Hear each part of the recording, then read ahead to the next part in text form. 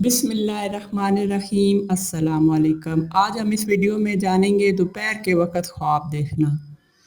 हज़रत अबू सईद हिज़्वी रज़ी अल्लाह ताला अन्हा नबी करीम सल्लल्लाहु अलैहि वसल्लम से रवायत करते हैं कि आप सल्लल्लाहु अलैहि वसल्लम ने फरमाया, रात के पिछले पैर का ख्वाब ज़्यादा सच्चा होता है।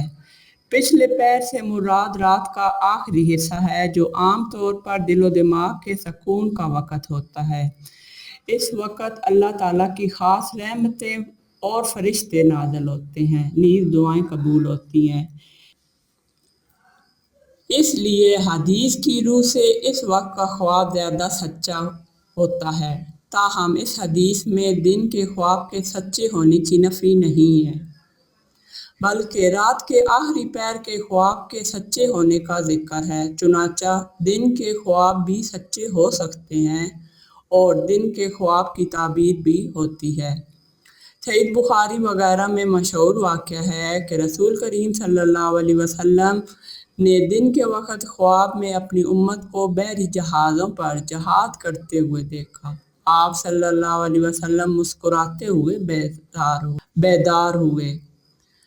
अगर आपको मेरी वीडियो अच्छी लगी तो प्लीज़ इस वीडियो को लाइक और शेयर ज़रूर करें।